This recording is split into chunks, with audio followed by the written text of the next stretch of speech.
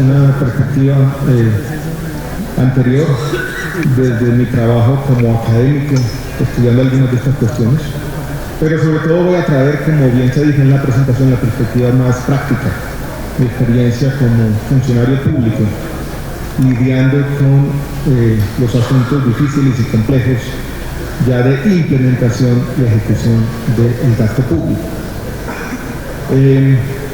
Antes de entrar en materia, quiero que reflexionemos sobre el gasto público que uno quiere medir. Mencioné aquí algunos, sin tratar de ser exhaustivo. Primero, los temas de incidencia. Colombia, lo sabemos todos, tiene una larga historia en América Latina en los estudios de incidencia del gasto público en general y el gasto social en particular. Tal vez el primer estudio de esta naturaleza para América Latina lo hizo Marcelo Solowski en Colombia en los años 70. Después tuvimos los estudios de Carlos Eduardo Vélez en los años 90, después la misión de gasto público que lideró Olga Lucía Costa un poco más tarde. Después los estudios que hicieron Jairo Núñez y Hugo López dentro de otra misión, y así sucesivamente. Y hemos catalogado de manera minuciosa y detallada la incidencia del gasto público sin que este tipo de análisis, y lo digo con sinceridad y si quiere con candidez, haya logrado tener un impacto determinante sobre algunas de las dimensiones más antipáticas del gasto público progresivo, por ejemplo, la regresividad de nuestro sistema pensional, que ha sido descrita y detallada de manera minuciosa por nuestros investigadores desde hace mucho tiempo. Yo creo que es importante traer la colación, pero no ha suscitado por alguna razón, que quisiera dejar esa pregunta o esa inquietud esta tarde flotando aquí, no ha suscitado Santiago un debate público como lo debería tener. Eso está asociado a otra discusión que el país vive de cuando, en vez de la discusión ya más práctica sobre la focalización del gasto público y de los programas sociales, que tuvimos un debate muy grande por allá en la década de los 90 y que ha perdido un poco de importancia porque yo creo que la ortodoxia de la focalización ha venido siguiendo un poco a un enfoque distinto, que es un enfoque derecho.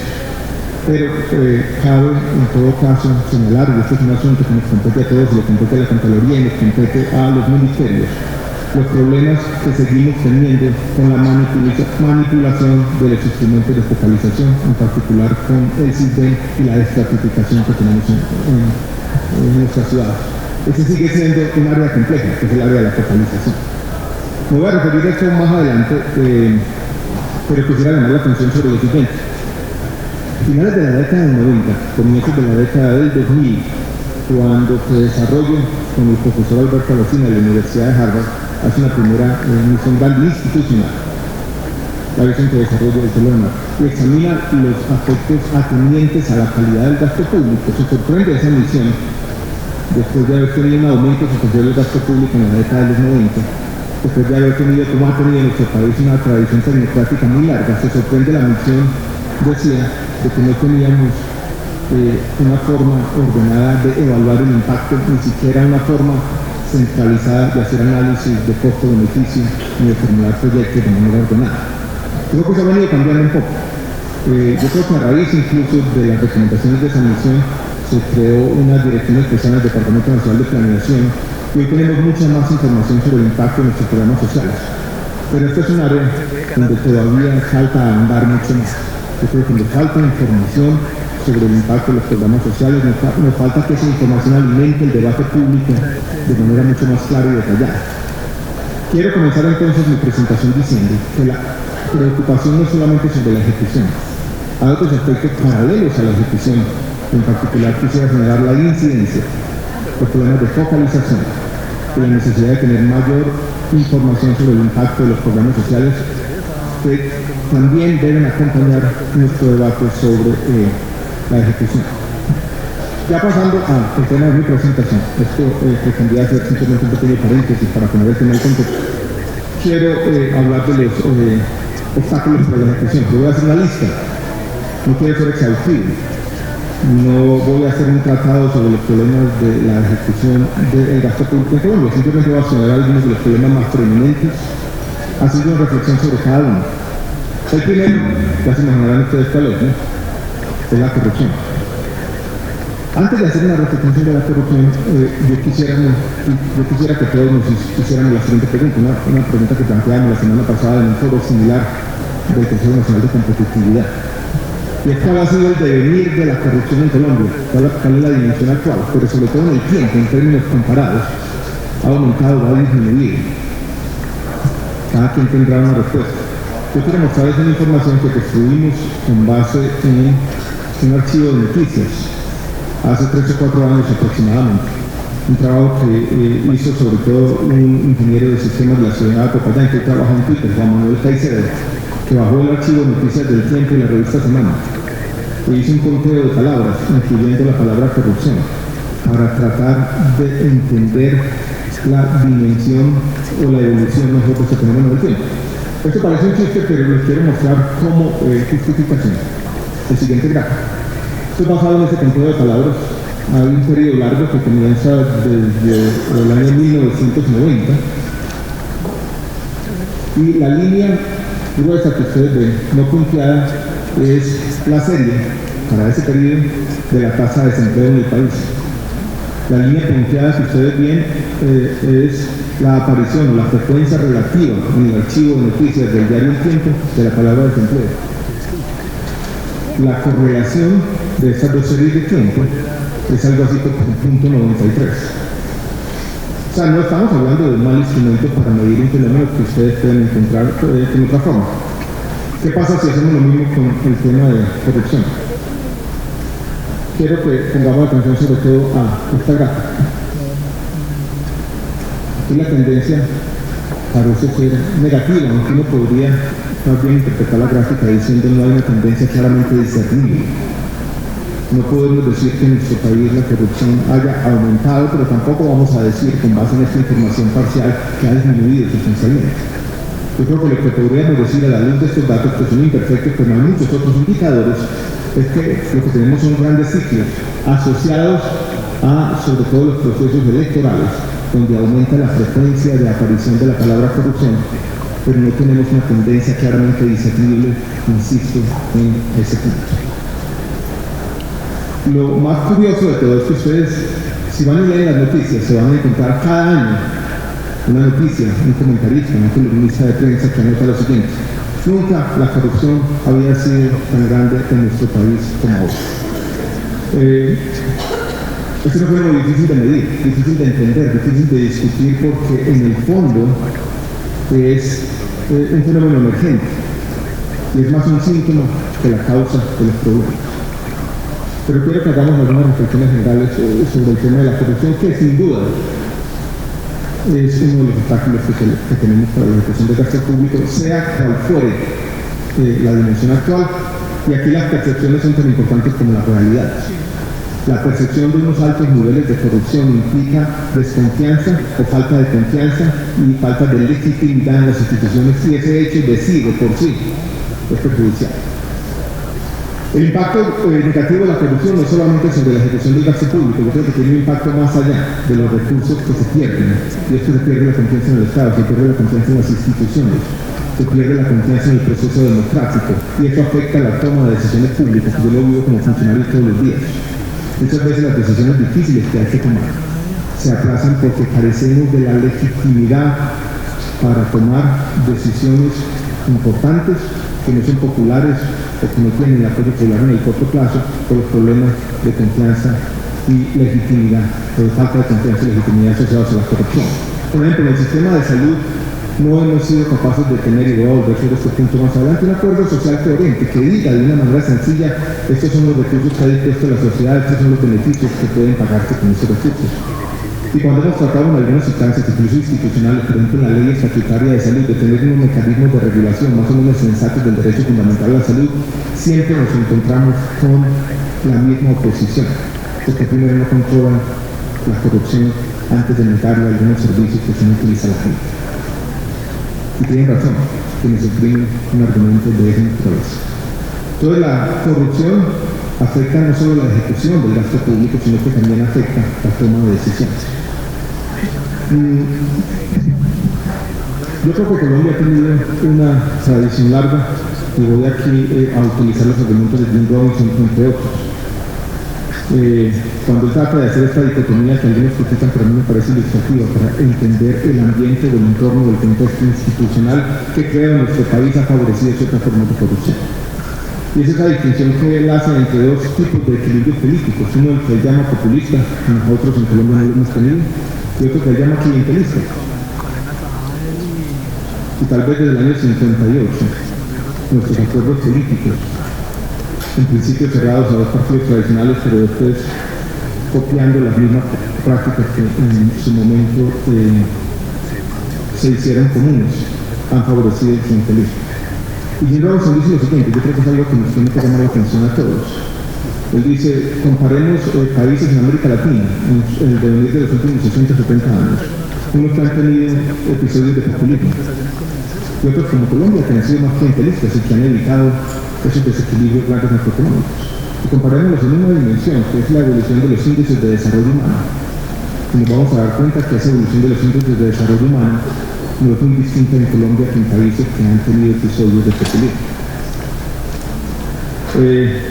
No es una evaluación, pero yo creo que por lo menos es una tendencia inquietante que nos llama la atención a todos de los costos sociales del clientelismo, que yo creo que han sido subestimados históricamente en el debate público colombiano.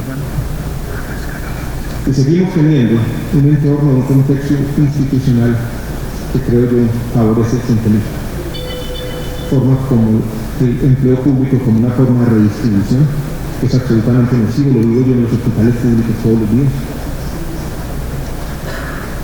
Esto es, el empleo público no debe ser una forma de redistribución, hay mecanismos mucho más eficientes para redistribuir. Y también como algunas instituciones se consideran parte de un ajedrez político, que no me voy a meter en Honduras. Pero yo entro al ministerio y tengo una conversación, 2 meses después de haber ingresado al ministerio en el año 2012, con un senador de la República y me dice, ministro, yo no tengo ninguna intervención. Yo ni siquiera entendía, no hice ninguna intervención. Y era que la Superintendencia Nacional de Salud intervenía en los hospitales públicos y creaba las intervenciones. Más que la denuncia sobre eso, más que poner el dedo en esa llaga, sobre lo que yo quiero llamar la atención es sobre eso se había vuelto costumbre. Estaba tan arraigado esas formas clientelistas de manejar lo público que incluso una conversación como esta se volvió una conversación natural. Yo creo que para empezar a combatir la corrupción en serio, yo creo que tenemos que tener un debate en serio también sobre el clientelismo, estas formas más nocivas de utilizar el empleo público como un mecanismo de redistribución. Eso se ha hecho más urgente después de que, desde la Constitución del año 1991, aumenta el gasto público de manera sustancial y se consolidan nuestros dos sistemas generales de descentralización. El sistema general de participaciones y el sistema general de regalías. El clientelismo obedece a muchas razones y también muchas veces más que la causa también es un síntoma. Yo creo que a mí me llama la atención y creo que en parte es verdad esta apreciación de Francis Fukuyama cuando dice cuando uno tiene más democracia que Estado, eso termina llevando al clientelismo y en muchas de las regiones de nuestro país hemos tenido más democracia que Estado y eso ha llevado al clientelismo.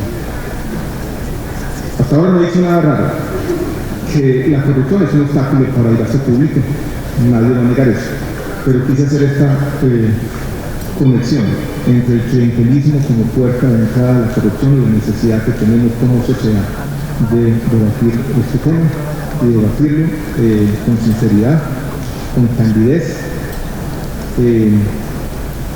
pero también con el coraje que se necesita para enfrentar estos debates, que vuelvo y repito, no son fáciles y llevan mucho tiempo en nuestro país soslayándose sistemáticamente. Quiero pasar a un segundo obstáculo,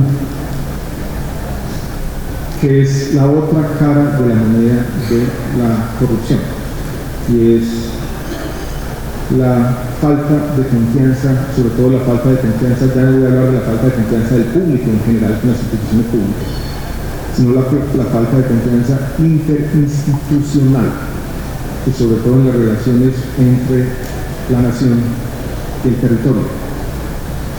para señalar un punto que le oí la semana pasada a Daniel Caona, yo creo que tiene toda la razón, cuando decía la corrupción no se combate con leyes y normas anticorrupción. Si ustedes miran muchos ejemplos de las diferentes leyes, partiendo del Estatuto Anticorrupción del año 2010-2011, pero miran las leyes de ejecución de gasto público, les voy a poner un ejemplo preciso en un minuto. Todas esas leyes están asignadas por la desconfianza. Y esa desconfianza termina siendo un obstáculo grandísimo para la ejecución del gasto público. Les voy a dar un ejemplo que da mucha. El sistema de salud había acumulado en los recursos descentralizados que se transferían a las regiones para pagar por los afiliados a la régimen subsidiario, había acumulado los recursos, una especie de ahorro histórico de excedentes que quedaron en impuestos. En unas cuentas maestras, excedentes de las cuentas maestras del régimen subsidiario. Estaban en los municipios, los alcaldes no podían tocar los recursos. Y teníamos al mismo tiempo una situación paradójica porque los hospitales públicos, que en Colombia llamaban empresas sociales del Estado, y que son autónomas, tenían unos pasivos muy grandes y muchos de ellos no tenían o no podían con los recursos corrientes pagar esos pasivos. Entonces teníamos unas deudas de un lado en los hospitales autónomos y unos activos acumulados del otro lado en las alcaldías municipales, que en el fondo eran las responsables fiscalmente de los hospitales. Entonces hicimos una ley, la ley 1608 del año 2012, unas tantas autorizaciones legales que les permitía a las alcaldías transferirle los recursos a los hospitales para que ellos comenzaran a pagar los pasivos. Y tenían que hacerlo en un contexto ordenado. Esto es, que hicieran un plan de saneamiento fiscal y financiero para que no solamente fuera a pagar los pasivos, sino que usted va a pagar los pasivos, pero me va a mostrar que no va a volver a incurrir en los problemas. Hasta ahí todo bien, una historia de éxito. No tiene los activos de un lado, los pasivos del otro, una cosa con la otra y trata de resolver un problema. Era tanta la desconfianza, hubo que poner tantas prerrogativas en la ley, tantas condiciones para gastar los recursos, que hoy, casi 5 años después, la ejecución ha sido inferior al 50%. Y nos hemos puesto simplemente a pelear con la ley. Yo tengo reuniones todas las semanas con alcaldes y gerentes de los empleados sociales del Estado que tienen pasivos, que enfrentan dificultades, que quieren ejecutar los recursos y simplemente no pueden. Tratamos de hacer decretos, tratamos de buscar salidas, pero vuelvo y repito, esta ley estuvo hecha con base en una desconfianza profunda en lo que iban a hacer las entidades territoriales con recursos y se han convertido en un obstáculo para la ejecución y la implementación del programa público y de derechos de libertades. Si este fuera más un ejemplo, lo dejábamos allí como una casuística. Pero aquí hay funcionarios públicos, muchos de quienes están en esta sala han trabajado con el Estado. Y yo creo que cada uno de ustedes y de nosotros va a que ustedes de mucho. Y usted mucho más que yo. Esa es la otra cara. El miedo a la corrupción, entendible, nos ha llevado a un conjunto de leyes, de normas, que están en muchas ocasiones paralizando el Estado. Creo que era Ricardo Palma quien decía en una columna hace 8 meses que el problema más grave de los estados latinoamericanos era el Estado, era esa parálisis, era esa falta de responder y ejecutar los recursos de manera expedita. No sé si tiene razón, pero todos tenemos que hacernos una pregunta al respecto. Incluso nuestras leyes de descentralización están basadas en una especie de contradicción. Yo me siento con un alcalde, me siento con un gerente de empleados sociales del Estado, y el mensaje implícito es: compórtese como adulto, tome las riendas de la ejecución, trate de sacar su situación adelante, pero en el fondo nuestras leyes les están diciendo sistemáticamente: yo lo trato como niño. Compórtese como adulto, le dicen los científicos, lo seguimos tratando como niños, dicen nuestra normatividad. En medio del desespero, hace poco se me ocurrió que me voy a promover una norma general de la descentralización que aplica al sistema general de participaciones y al sistema general de regalías. Los alcaldes y gobernadores pueden hacer con los recursos de la descentralización lo que les da la gana. Tratando, si se quiere decir, en el fondo, lo que tenemos es que dejar que operen, si se quiere, los mercados políticos, pasar unas normas un poco más estrictas y transparentes y más basadas en la confianza. Yo podría hacer una lista de ejemplos, aquí tengo otros. Cuando se hace la lista de pincelamiento y la desconfianza, se le dice a los hospitales públicos los recursos para pagar por las pensiones y por la salud de las plantas de los hospitales. Yo no se lo voy a girar a usted. Usted es un gerente autónomo. Yo le di autonomía a los hospitales porque tienen que operar supuestamente en el sistema de salud colombiano en el contexto del mercado. Pero ni siquiera le doy la autonomía para que yo le gire los recursos y pueda conocer cuál es su planta y consigne en los fondos de pensiones los recursos de los aportes nacionales. Pues yo que lo giro directamente desde la nación, porque no confío en el gerente del hospital. Yo he sido un testigo de los problemas de legalizar esos aportes nacionales, porque como se giran desde aquí, no tenemos la información de las nóminas actualizadas, no estamos confiando en los gerentes, eso es una regla y lo tenemos que soñar cada tanto tiempo y va minando la confianza en lo que hacemos. Si usted quiere presentar un proyecto, hace un proyecto de 500 millones de pesos para remodelar la sala de urgencia de un hospital de primer nivel en un municipio, primero tiene que ir a una cosa que se llama el documento red y consignarlo como parte del portafolio de servicios que ofrecen. Después tiene que dar un aplicativo que solo se abre un mes y medio al año y si se cierra no sé qué hay que hacer porque por una criterio para el presidente para inscribir el proyecto en el plan penal. Después necesita un aval del ministerio para el proyecto y después un aval de una revisión del ministerio para la ejecución. Yo no creo que esas normas basadas en la desconfianza estén contribuyendo a controlar la corrupción y descentralizar el Estado. No tengo la solución, pero yo creo que antes de escribir este tipo de normas, sí tenemos entre todos que preguntarnos si la desconfianza es un buen criterio para seguir diseñando nuestras leyes, sobre todo en las leyes que tratan de regular la relación de la nación y las entidades territoriales. Termino con el siguiente paréntesis en esta parte. La semana pasada estaba leyendo un libro muy interesante de Sam Bowles, que es un economista dedicado a estos temas de economía experimental. Y tiene una evidencia bastante consolidada de la siguiente manera, en este tipo de juegos de la confianza. Hay dos personas jugando. Si uno le da a la persona que decide confiar en el otro la prerrogativa de sancionarlo, ponerle una multa, que este pueda decirle al otro, mire, yo lo voy a multar y lo estoy observando, eso disminuye la confianza recíproca del otro lado. O sea, desconfiar en la gente puede cambiar también el comportamiento.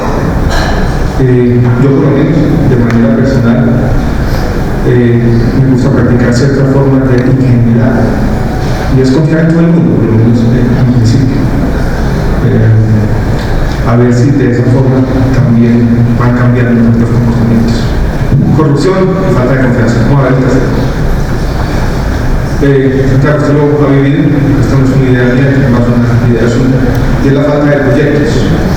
Cuando Albert Hirschman viene a Colombia por allá de la década del 50, y en un ensayo que el doctor Roberto Muguito conoce bien sobre en qué se deberían ocupar los economistas, digo en hacer proyectos. Arnold Harvard también decía, debemos tener un ejército de formuladores de proyectos. Cuando yo interactúo con muchos de los funcionarios en la región del digo, un buen proyecto siempre encuentra los recursos. El recurso escaso no son los recursos públicos. El recurso más escaso para el funcionamiento adecuado del Estado son los proyectos. El Departamento Nacional de Relación recientemente ha venido impulsando los proyectos tipo para la buena ejecución de los recursos del sistema de alta calidad, porque es una buena idea que falta consolidar. Pero los problemas de formulación de proyectos y de capacidades estatales en nuestras entidades territoriales y muchas entidades del Estado son grandísimas. Yo tengo algunos ejemplos. Uno muy frustrante para todos quienes creemos en la importancia de las inversiones de ciencia y tecnología ha sido los usos del Sistema Nacional de Regalías para Ciencia y Tecnología, que no se han podido implementar en el territorio, ha sido un fracaso, tenemos que decirlo así, desde que tenemos años por la ausencia de los regalías. Lo mismo pasa a mí con los temas de infraestructura hospitalaria. Muchas veces es difícil ejecutar los proyectos porque los recursos, porque nos faltan los proyectos. Quiero llamar la atención sobre un hecho, que no es una historia mía, sino es un visto de Mauricio Cárdenas. No es es una crítica al Ministerio de Hacienda, pero es un hecho bastante interesante. Y él dice que en Colombia tuvimos una coincidencia que fue desafortunada en el tiempo, y fue la descentralización que se consolida a comienzos de la década del 90 con la ley 60 y demás. Pero después se nos viene la crisis financiera a finales de los 90 con la ley 617, que trató de hacer un ajuste fiscal a machetazos. Y eso destruyó las capacidades estatales que necesitaban las entidades estatales para que la descentralización fuera exitosa. Toda esta especie de mala coincidencia que nosotros descentralizamos, pero después con la ley 617, que es una ley muy fiscalista, que tuvo todo su sentido en su momento, no dejamos que se construyeran las capacidades en entidades territoriales, y entre esas capacidades son las capacidades de tener una buena formulación de proyectos. Cuando yo voy, por ejemplo, a la Secretaría de Salud del Departamento de Baudete, del Departamento de Lucharia, no van muchas personas. Tienen que hacer proyectos. No son capaces de formular un proyecto tan sencillo, por ejemplo, para comprar una ambulancia acuática. Es simplemente conseguir 3 cotizaciones y presentar la documentación en un formato estándar al Ministerio de Salud. Este sigue siendo también un obstáculo a la correcta ejecución de la tarea. Otro, ya más general, que yo he vivido, tiene que ver con lo que quiero llamar la falta de coherencia en el contrato social. Esto aplica más para la salud que para otros sectores. Pero cuando comenzamos a no tener coherencia en las decisiones, yo creo que se va obstaculizando poco a poco la ejecución del gasto público. Voy a poner 2 ejemplos. Hace un mes aproximadamente, la Corte Constitucional, respondiendo a una tutela o a varias tutelas que agrupan, dice que el Sistema General de Seguridad Social en Salud, nuestro sistema público de salud, tiene como parte de sus responsabilidades el pago, en algunos casos específicos, no dice cuáles, pero falla en tutela en favor del individuo, el pago de tratamientos de fecundidad. Tratamiento de esto puede valer entre 20 y 100 millones de pesos. Cuando la Corte dice eso, la primera pregunta que sería: ¿dónde están los recursos?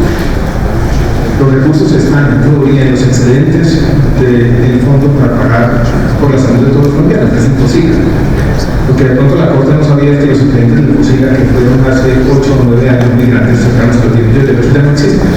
Y el FOSIGA hoy no se usa con brazos. La plata que entra se paga para las compensaciones y queda un remanente entre 100.000 y 150.000 millones de pesos mensuales, con el que se cubren muchas de estas tutelas y pagos extraordinarios en medicamentos no contenidos en el plan obligatorio de salud.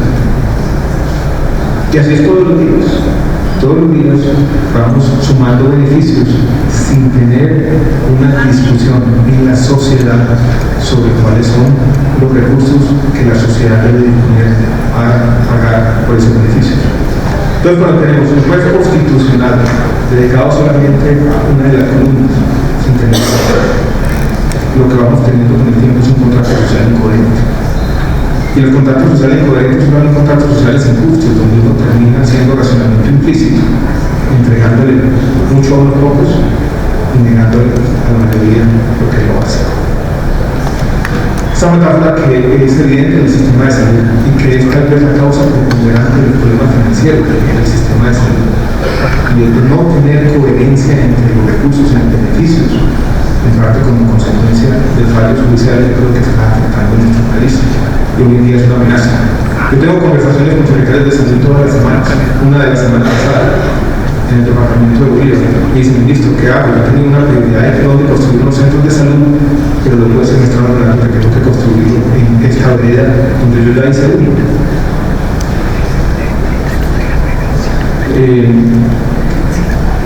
Yo creo que el mecanismo de tutela de esa manera ha dado la oportunidad a nuestras instituciones, ha acercado a la ciudadanía a la Constitución, ha evitado que nuestras normas se conviertan simplemente en promesas vagas. Pero yo creo que tiene consecuencias, y el país también está en mora de un debate de cómo racionalizar ciertas formas de trato. Otra anécdota de cómo vamos sumando incoherencias y cómo estas incoherencias son muchas veces aprovechadas estratégicamente por cierta gente. Hace 6 meses tengo una reunión con un grupo de empresarios de Dinamarca que venía a Colombia en una de las tantas visitas. Una reunión de media hora, de esas visitas diplomáticas no se dice mucho. Al final de la visita, una persona se acerca y me entrega un catálogo, empatado muy bonito, muy grueso. Era un catálogo de una silla de ruedas que nos cuesta costar 25 millones de pesos.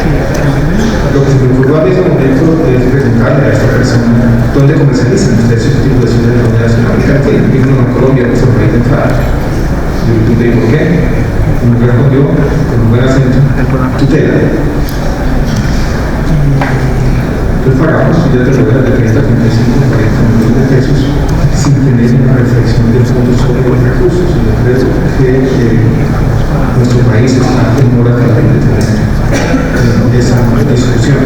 Yo le lamento, por ahí recientemente yo le dije que publiqué la institucionalización de la demagogia, por lo tanto es muy fuerte, pero es uno de los problemas que tenemos. Quiero pasar a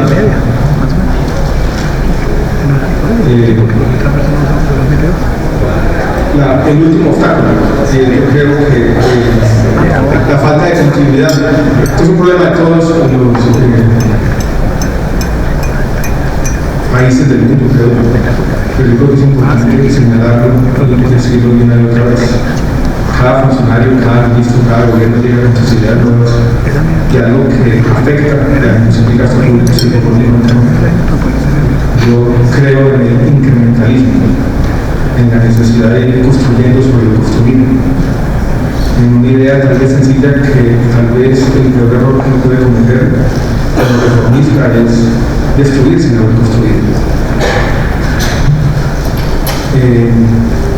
Hace poco tuve una reunión sobre un tema particular que nos interesa en el Ministerio de Salud porque se está convirtiendo en un problema de salud pública importante y creciente y una preocupación de muchos de los mandatarios, sobre todo en las principales ciudades de nuestro país. Y es Portugal tiene uno de los programas más exitosos a nivel mundial, tal vez el más exitoso para el control del consumo de sustancias psicoactivas. En Colombia el consumo de sustancias psicoactivas se ha multiplicado por 3 en los últimos 25 años en la generación. Yo estoy hablando con el viceministro de Salud, yo digo, bueno, ¿cuál fue el éxito? El éxito es uno solo. Aquí hubo una persona que tiene una visión, que la implementó y desde entonces hemos tenido continuidad, coherencia y persistencia en política. Es lo único que pasaba. Y con eso hemos tenido éxito, pero todos tenemos esa idea de que toca llegar a cambiar las cosas. Los ciclos políticos tienen eso, pero yo creo que no está de más repetir o señalar la importancia del incrementalismo, de ir superponiendo experiencias exitosas una tras otra. Tengo un mensaje ya para terminar. El rechazo al clientelismo, algo que mencioné al comienzo. Cuidado con la desconfianza con un marginal. Cada que alguno de ustedes tenga un decreto o una resolución en la mano, un artículo en la ley, pensemos que de pronto la persona que está del otro lado es una persona igual a nosotros. Practicamos la doble empatía, pongámonos los zapatos de ellos, que este es como el nuestro. De pronto así nuestras normas y actos administrativos ser un poco más racionales y más conscientes en un estado eficiente, que es lo que debemos hacer. Quise traer esta frase sobre el poder absoluto que rompe absolutamente lo que le produce el poder único, sobre todo el poder único del Instituto Judicial para decidir ciertas cosas en nuestro país. Y recordar también que la demagogia, si se quiere, es una forma de corrupción porque conspira contra ese bien público, que es la confianza en las instituciones. En un momento difícil en Colombia, en el mundo de la ciudadanía está empezando a perder la confianza en las instituciones. Quiero resumir entonces diciendo que señalé 5 obstáculos: corrupción, primero. El segundo tiene que ver con, para referir, la desconfianza, la falta de proyectos, la falta de coherencia de nuestros acuerdos sociales y la falta de continuidad y persistencia en la ejecución de la reforma. Muchas gracias a todos.